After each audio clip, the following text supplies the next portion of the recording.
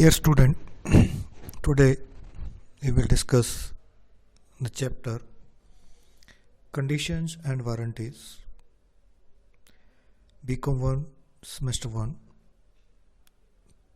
The section 11 to 17 of Sales of Goods Act cover the provision regarding condition and warranties. दोस्तों, जब भी हम कोई माल खरीदने जाते हैं दुकान पर, कोई प्रोडक्ट लेने जाता है, तो बेचने वाले यानी दुकानदार, शॉपकीपर और ख़रीदने वाले के बीच में बहुत सारी बातें होती हैं। बातों को टेक्निकल टर्म में हम स्टिपुलेशंस बोलते हैं, हिंदी में इसको कथन बोलते हैं कि बहुत सारे कथन होते हैं और उन कथन के बेसिस पे आपका एग्रीमेंट होता है। बहुत सारी बातें सेलर बोलता है, बहुत सारी बातें बायर बोलता है और उन कथन या स्टिपुलेशंस को ही हम कंडीशन या वारंटीज़ कहते हैं। उनमें से कुछ बातें जो है वो कंडीशन होती है, कुछ बातें जो है वो वारंटी होती है। कंडीशन का मतलब है कि कोई सभी स्टिपुलेशन जो है, सभी बातें जो है उनको हम कंडीशन नहीं कह सकते और सभी बातों को हम वारंटी नहीं कह सकते। सभी बातें जो है वो एक जैसी नहीं होती। कुछ बातें ऐसी होती है जो उस कॉन्ट्रैक्ट के लिए बहुत ज़्यादा इंपॉर्टेंट होती है, कुछ बातें ऐसी होती है जो इम्पोर्टेंट नहीं होती बल्कि सब्सिडरी नेचर की होती है। तो उनकी नेचर के बेसिस पे ही हम उनको कंडीशन और वारंटी में डिवाइड करते हैं। यानी कि जो बातें उस कॉन्ट्रैक्ट के लिए कंपलसरी है, फंडामेंटल है, इन नेचर है, उनको हम कंडीशन कहेंगे। यानी कि उन बातों पे बेस ही वो कॉन्ट्रैक्ट में आपने एंट्री की है, बायर ने माल खरीदा, अदरवाइज वो माल नहीं खरीदता, ऐसी बात को हम कंडीशन कहेंगे। और कुछ बातें ऐसी होती है जो आपको माल खरीदने में ज़रूरी नहीं होती लेकिन आपको हेल्प करती है डिसीजन लेने में, तो उनको कोलेटरल होती है, उनको हम वारंटी कहते हैं। कंडीशन और वारंटी में डिफरेंस ये है कि कंडीशन अगर ब्रीच हो जाता है तो आप कॉन्ट्रैक्ट को रेपुडिएट कर सकते हैं, डिनाई कर सकते हो, कैंसिल कर सकते हो, जबकि वारंटी के केस में हम सिर्फ डैमेज ले सकते हैं। Definition of condition and warranty, section 12 sub section 2 of sales of goods act में कंडीशन को डिफाइन किया गया है। इसमें लिखा है condition as a stipulation essentials to the main purpose of the contract the breach of which gives right to treat the contract as repudiated. यानी कि डेफिनेशन क्या कहती है, ये कंडीशन एक ऐसा कथन है जो कॉन्ट्रैक्ट के मेन पर्पस के लिए एसेंशियल्स है, यानी ज़रूरी बात है उस कॉन्ट्रैक्ट के लिए। और इस कंडीशन का ब्रीच होने पे, यानी ये कंडीशन पूरी ना होने पे, जो बायर है वो कॉन्ट्रैक्ट को रेपुडिएटेड ट्रीट कर सकता है, यानी कैंसिल ट्रीट कर सकता है और वापस दे के अपने पैसे ले सकता है। Section 12 sub section 13 defines a warranty as a stipulation collateral to the main purpose of the contract, the breach of which gives rise to the claim for damages, but not to a right to reject the goods and treat the contract as repudiated. हाँ, तो हम discuss कर रहे थे regarding definition of warranty. ये definition से पता लगता है कि वारंटी एक ऐसा कथन, स्टिपुलेशन है जो कॉन्ट्रैक्ट के मेन पर्पस पे कोलेट्रल है। क्या है? कोलेट्रल है। इट मीन्स ये एसेंशियल्स नहीं है, आपको डिसीजन लेने में हेल्पफुल है। अगर ये कंडीशन पूरी नहीं होती, ये बात पूरी नहीं होती, तो भी वो प्रोडक्ट जो है वो आपका पर्पस पूरा कर देगा। इसलिए इस कंडीशन, इस बात के स्टिपुलेशन के ब्रीच होने पे हमें इस कॉन्ट्रैक्ट को केस करने का, कैंसिल करने का कोई राइट नहीं है, बल्कि हम डैमेजेस के लिए क्लेम कर सकते हैं, but not to right to reject the goods and treat the product. कि हम रिजेक्ट नहीं कर सकते गुड्स को, बल्कि इसको सिर्फ डैमेज के लिए क्लेम कर सकते हैं। For example, Kushal asked a dealer to supply him a shirt which would not shrink after use and wash, and the dealer supplies a shirt with shrink after use and wash. Kushal can reject the shirt or keep the shirt and claim damages. Here the stipulation, supply a shrink shirt which would not shrink after use and wash is a condition. देखिए example क्या कहता है, कुशाल एक dealer जो shirt supply करता है उसके पास जाता है और उसको कहता है कि भाई मुझे एक ऐसी शर्ट दो जो धोने के बाद श्रिंक ना हो। तो डीलर कहता है, उसको एक शर्ट दे देता है और होता क्या है कि वो शर्ट धोने के बाद श्रिंक हो जाती है। तो कुशाल के लिए ये बात क्या थी, एक कंडीशन दी कि उसको ऐसी शर्ट चाहिए जो उसने दुकानदार को साफ बताया जाके कि मुझे ऐसी शर्ट चाहिए जो श्रिंक ना हो, लेकिन दुकानदार ने उसको कौन सी शर्ट दे दी, वो जो श्रिंक होती थी। इसलिए कुशाल का जो ये कथन कि मुझे ऐसी शर्ट चाहिए जो श्रिंक ना हो, वो उसके लिए एक कंडीशन है इस कॉन्ट्रैक्ट की, क्योंकि उसको वही शर्ट चाहिए जो श्रिंक ना हो। दूसरी शर्ट उसका पर्पज़ पूरा नहीं करेगी, लेकिन वो श्रिंक कर गई। इसलिए कुशाल को क्या राइट है कि कुशाल इस कॉन्ट्रैक्ट को रिजेक्ट भी कर सकता है, और अगर वो चाहे तो रिजेक्ट ना करके क्लेम भी डैमेज कर सकता है, क्योंकि कंडीशन को वारंटी ट्रीट किया जा सकता है। लेकिन अगर कुशाल उसकी दुकान पे जाता और ये कहता कि भाई मुझे कोई बढ़िया शर्ट दे दो, और श्रिंक आफ्टर यूज़ की बात ना करता, और दुकानदार उसको ये कहता कि भाई ये बढ़िया शर्ट है और ये कभी श्रिंक भी नहीं होती, तो ये जो क्या था कथन, दुकानदार का कथन क्या है, ये एक स्टिपुलेशन जो है वो एक वारंटी है, और अगर बाद में वो श्रिंक हो जाती तो कुशाल उसको वापस नहीं दे पाता, वो सिर्फ क्या कर पाता, डैमेज क्लेम कर पाता। Example 2, a man buys a particular horse which is warranted good to ride and drive. If horse turns out to be vicious, the buyer's only remedy to claim damages. But if instead of buying a particular horse, man asks a dealer to supply him with a quit horse and the dealer supplies him with vicious one, the stipulation is condition and the buyer can return the horse and can also claim damage for breach of contract। यानी कि एक आदमी घोड़े वाले के पास जाता है और एक घोड़ा खरीदता है और ये मान के खरीदता है कि ये क्विट राइड के लिए अच्छा होगा, लेकिन वो विशेष होता है, तो ये कंडीशन नहीं है, ये क्या होगा, ब्रीच ऑफ वारंटी होगा, क्योंकि उसने ऐसी कोई कंडीशन सेलर को नहीं बताई थी। लेकिन अगर वही आदमी सेलर को ये कहता कि भाई मुझे तो एक ऐसा घोड़ा चाहिए जो क्विट हॉर्स जो राइड के लिए अच्छा हो, वो घोड़ा दो, और बाद में अगर वो घोड़ा ऐसा दे देता जो कि राइड के लिए अच्छा नहीं था, तो बायर उसको कंडीशन मानता और उसको कैंसिल कर सकता था।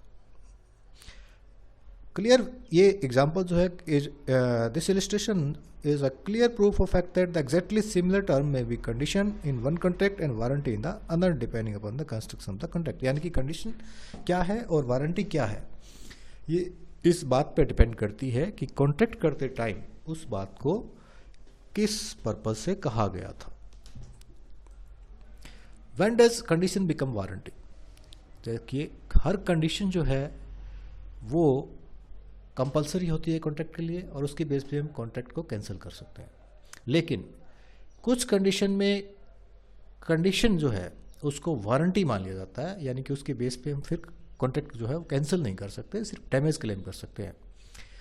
इसके बारे में सेक्शन 13 में लिखा गया है, कुछ केसेस दिए गए हैं जिनमें ब्रीच ऑफ वारंटी जो कंडीशन जो है उसको as a breach of warranty treat किया गया है।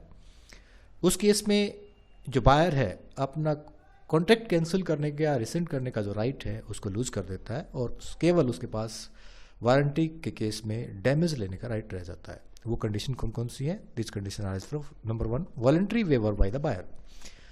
यानी कि अगर बायर खुद ही अपनी इच्छा से सेलर उसका जो ये राइट है कॉन्ट्रैक्ट रेपुडिएट करने का और गुड्स को रिजेक्ट करने का, उसको छोड़ देता है, उसको माफ़ कर देता है और इस कंडीशन को वेव करने का राइट चूज कर लेता है, तो ये एक ब्रीच ऑफ कंडीशन जो है ब्रीच ऑफ वारंटी माना जाएगा। और ऐसा तब होगा जब वो इस कंडीशन को छोड़ के उन गुड्स को एक्सेप्ट कर लेता है और सेलर पे डैमेज के लिए क्लेम करता है, कॉन्ट्रैक्ट कैंसिल नहीं करता। For example, agrees to supply be 10 bags of first quality sugar at the rate rupees 1625 per bag, but supplies only second quality sugars। ए ने बी को कहा कि हम फर्स्ट क्वालिटी शुगर आपको 1625 रुपये के हिसाब से सप्लाई कराया, लेकिन सप्लाई क्या कर दिया, सेकंड क्वालिटी शुगर सप्लाई कर दिया जिसका प्राइस 1500 रुपये पर बैग था। This is the breach of condition and the buyer can reject the goods, और बायर इसको रिजेक्ट कर सकता था, but if the buyer so elects he may treat its a breach of warranty and accept the second quality sugar, claim damages at rupees. और buyer क्या कर सकता है, इस केस में बायर के पास राइट है कि वो उसको कैंसिल कर सकता है, लेकिन अगर वो चाहे तो इसको कैंसिल करने के बजाय वो क्या कर सकता है, वो शुगर ले ले और जो 125 रुपये पर बैग उससे फालतू लिए गए हैं उसके लिए डैमेज ले ले। One does condition become warranty, इनमें नेक्स्ट है compulsory treatment of breach of condition as breach of warranty. कई बार क्या होता है, कानून के द्वारा ये लिखा गया है कि अगर कोई प्रोडक्ट आपका जो है डिविजिबल ना हो और उस प्रोडक्ट की सप्लाई टुकड़ों में हो रही हो और उसका कुछ पार्ट बायर ने रिसीव कर लिया हो, तो इस केस में अगर आपके कॉन्ट्रैक्ट में इसके कॉन्ट्ररी कुछ नहीं लिखा गया है तो आपकी जो ब्रीच ऑफ वारंट कंडीशन है उसको ब्रीच ऑफ वारंटी माना जाएगा और बायर ऐसे केस में प्रोडक्ट वापस दे के अपने पैसे नहीं मांग सकता, वो सिर्फ वारंटी मांग सकता है। ये तभी होगा जब आपके कॉन्ट्रैक्ट में उसके अगेंस्ट कुछ ना लिखा हो। तो implied condition and warranties, next topic is implied condition and warranties। Condition and warranty दो तरीके से हो सकती है, एक्सप्रेस यानी जब आपने बात की तो कथन में आपने स्पष्ट बोला या लिख के दिया, दोनों पार्टीज के बीच में उस पर एग्रीमेंट हुआ तो एक्सप्रेस हुआ। इम्प्लाइड मीन्स कि आपके बिहेवियर से या आपके कंडक्ट से या रीति रिवाज से कुछ बातें ऐसी होती है जिनको बोलने लिखने की जरूरत नहीं होती, ऑटोमेटिकली वो कॉन्ट्रैक्ट का पार्ट बन जाती है। यानी कि they are deemed to be incorporated by law in every contract. हर कॉन्ट्रैक्ट में कानून कहता है कि ये बातें होनी चाहिए of sale of goods unless the term of the contract show a contrary. यानी कि जब तक इन बातों के अगेंस्ट कॉन्ट्रैक्ट में आपने स्पष्ट तौर से कुछ लिख नहीं दिया हो तब तक कानून मानेगा कि ये सब बातें, ये सब कंडीशन और वारंटीज हर कॉन्ट्रैक्ट में होती है। For example next is implied condition, यानी कि कौन कौन सी इम्प्लाइड कंडीशन है। Number 1 condition as to the title. Condition as to the title section 14 कहता है कि कंडीशन एज टू टाइटल का मतलब है कि अगर कोई सेलर कोई प्रोडक्ट बेच रहा है तो उसमें ये कंडीशन है कि उसको उस प्रोडक्ट को बेचने का अधिकार है, यानी वो उसका मालिक हो। बेच कौन सकता है, मालिक बेच सकता है। तो अगर हम किसी दुकान पे कोई प्रोडक्ट लाने जाते हैं तो हम ये मान के चल सकते हैं कि वो प्रोडक्ट उस दुकानदार का होगा, वो उसका मालिक होगा और उसको बेचने का उसको अधिकार होगा। हम कभी नहीं पूछेंगे, हमें पूछने की ज़रूरत नहीं है कि हम दुकानदार से जाके पूछेंगे क्या भाई ये दुकान में जो माल बेच रहा है तेरा ही है, तेरे को इसको बेचने का अधिकार है या नहीं। ये पूछने का हमें राइट नहीं है, ये हमें पूछने की ज़रूरत नहीं होती।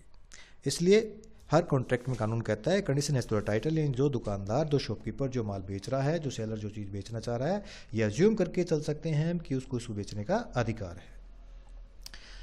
Second is sale by description. कई बार क्या होता है कि प्रोडक्ट जिस पैकिंग में पैक होता है उसके ऊपर उस प्रोडक्ट की डिस्क्रिप्शन लिखी होती है।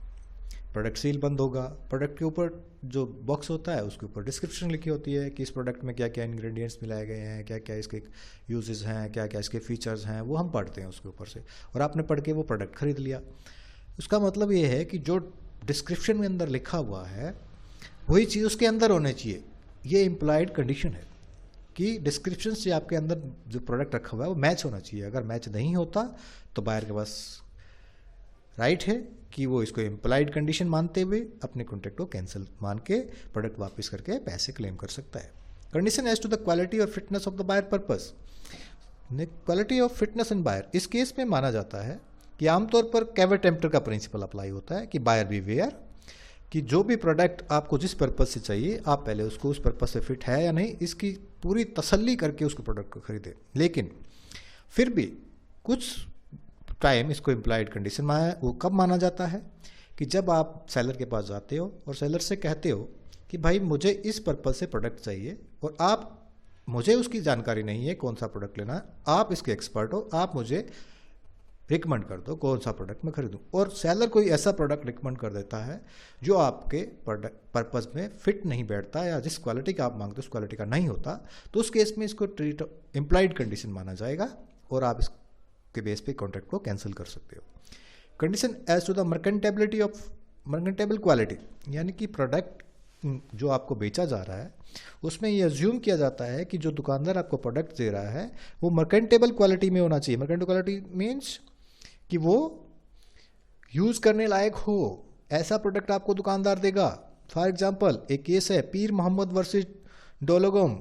इसमें एक सेलर ने एक दुकानदार को ऐसा सीमेंट बेच दिया जो भीगा हुआ था या पुराना एक्सपायर्ड सीमेंट था, और सीमेंट की एक कंडीशन है कि वो कुछ टाइम के बाद एक्सपायर हो जाता है, उसके बाद वो यूजेबल नहीं होता, वो काम नहीं करता।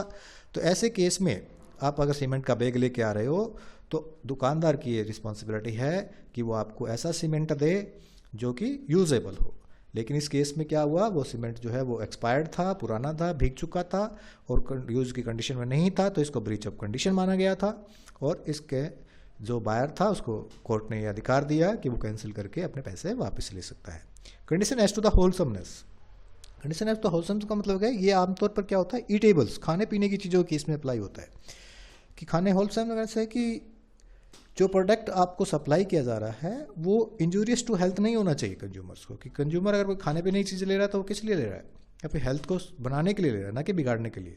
तो अगर कोई आपसे खाने पीने का प्रोडक्ट मांग रहा है तो आप उसको ऐसा कोई प्रोडक्ट सप्लाई नहीं करोगे जो कि इंजूरियस टू हेल्थ हो। ऐसा प्रोडक्ट अगर आपने सप्लाई कर दिया जो कि उसके इंजूरियस टू हेल्थ है तो इसको ब्रीच ऑफ कंडीशन माना जाएगा और आपसे बायर जो है वो कैंसिल करके प्रोडक्ट वापस दे सकता है और डैमेज भी ले सकता है। Implied condition as case of sale by sample, कई बार हम क्या होते हैं जो प्रोडक्ट हैं वो सैंपल से सेल करते हैं, और सैंपल से सेल करते हैं तो हम पहले थोड़ा सा सैंपल दिखाते हैं, उसके बाद सामने वाला ऑर्डर करता है। तो इसमें कंडीशन ये होती है कि जो सैंपल आप दिखा रहे हो, जितना फुल माल जो आपने सप्लाई किया वो सारा का सारा उस सैंपल से मैच होना चाहिए। अगर मैच नहीं होता तो बायर उसका कॉन्ट्रैक्ट को क्या कर सकता है, कैंसिल कर सकता है और इसको ब्रीच ऑफ कंडीशन मान सकता है। Implied condition as to the sale by sample as well as description, कई बार क्या होता है हम सैंपल एंड डिस्क्रिप्शन से दोनों से केस सेल करते हैं, तो उस केस में भी जरूरी है कि वो सैंपल और डिस्क्रिप्शन दोनों से मैच होना चाहिए। अगर ऐसा नहीं हुआ तो वो क्या हो जाएगा, आपको ट्रीट ऑफ कंडीशन माना जाएगा और बायर उसको कैंसिल कर सकता है। Next is implied warranties. जिस तरह से हमने पढ़ा कि उस इम्प्लाइड कंडीशंस होती हैं जिनको बोलने या लिखने की जरूरत नहीं होती, वो हर कानून क्या मानता है कि वो हर कॉन्ट्रैक्ट का पार्ट है। इस तरह से कुछ बातें ऐसी हैं जो इम्प्लाइड वारंटीज होती है, यानी कानून ये मानता है कुछ वारंटी जो इम्प्लाइड्स हैं जिनका बोलने या लिखने की जरूरत होती है, हर कॉन्ट्रैक्ट का वो पार्ट होगी। इसमें जो इंपॉर्टेंट है वो इस प्रकार है। Number 1, quit and peaceful positions. ये माना जाता है कॉन्ट्रैक्ट में, कानून ये कहता है कि अगर कोई प्रोडक्ट खरीद के लाते हो तो आपको उसको खरीदने के बाद बायर को ऐसा राइट ज़रूर मिलना चाहिए कि वो उसको जब यूज़ करेगा तो उसका यूज़ क्यूट एंड यूजफुल होगा। यानी कि अगर कोई प्रोडक्ट आप खरीद के लाओ तो ऐसा नहीं हो कि आप खरीद को तो ले आए, अब आपको यूज़ करना मुश्किल हो गया, उसमें कोई पंगे हैं, कोई तीसरा पार्टी का कोई इंटरेस्ट था वो आपको तंग कर रहा है, यूज़ करने नहीं दे रहा, या कोई और उसमें लीगल फॉर्मेलिटी प्रॉब्लम्स आ रही है, तो ऐसा कुछ नहीं होना चाहिए। Freedom from charge and encumbrances. दूसरी वारंटी ये मानी जाती है कि जो भी प्रोडक्ट आपको बेचा जा रहा है वो सभी किसी भी तरह के चार्ज या इनकम्प्रेंस से फ्री होना चाहिए। यानी कि ये चार्ज एंड इनकम्प्रेंस का मतलब क्या है कि आपने कोई प्रोडक्ट लिया, उस पर उस दुकानदार ने कहीं मॉर्गेज करके लोन ले रखा हो, किसी थर्ड पार्टी ने ऑलरेडी उस प्रोडक्ट पे कुछ राइट्स हों, तो सेलर इसके लिए क्या होगा, बायर को डैमेज देने के लिए लायबल होगा। ये कंडीशन ब्रीच ऑफ वारंटी माना जाएगा। Warranty as to specific care. तीसरा है कि warranty as to specific care means कि अगर कोई प्रोडक्ट ऐसा है जिसका यूज़ करना के लिए स्पेशल केयर की ज़रूरत होती है, तो सेलर की रिस्पॉन्सिबिलिटी है कि वो बायर को बता दे कि ये स्पेशल केयर इसमें करना यूज़ करते टाइम। जैसे हम देखते हैं कि जो सिगरेट का पैकेट आता है हमारे पास, सिगरेट पीना स्वास्थ्य के लिए हानिकारक होता है, और तो सेलर क्या करता है उस पैकेट के ऊपर लिख देता है smoking is injurious to health, यानी स्वास्थ्य के लिए हानिकारक है। वो बता देता है बायर को, वो इसीलिए बताता है क्योंकि इम्प्लाइड वारंटी है, दुकानदार की रिस्पॉन्सिबिलिटी है कि अगर वो ऐसा प्रोडक्ट दे रहा है तो उस पर, जैसे इसमें केस है Clarke versus Army and Navy cooperative societies. इसमें क्या होता है, एक सेलर जो है कुछ इंसेक्ट किलर का पाउडर लेता है किसी सेलर से, और सेलर को ये पता होता है कि इस इंसेक्ट किलर के जो बॉक्स है उसको जब कैन को जब खोलेंगे तो उसको बड़ा सावधानी से खोलना होता है। अगर इसको खोलने में थोड़ी सी असावधानी की तो ये ऐसा है, एक्सप्लोसिव है, जो नुकसान कर सकता है खोलने वाले का। और वो ये बात जो है ना तो बॉक्स के ऊपर लिखी होती है और ना ही बायर को बताता है, और जब बायर उसको खोलता है तो क्या होता है कि वो प्रोडक्ट जो है वो एक्सप्लोड हो जाता है और बायर की आंखें जो है वो ख़राब हो जाती है। इस केस में कोर्ट ये डिसीजन देती है कि ये implied warranty, breach of implied warranty माना जाएगा, और जो बायर है उसको राइट है इस केस में डैमेज लेने का। That's for today, thank you very much.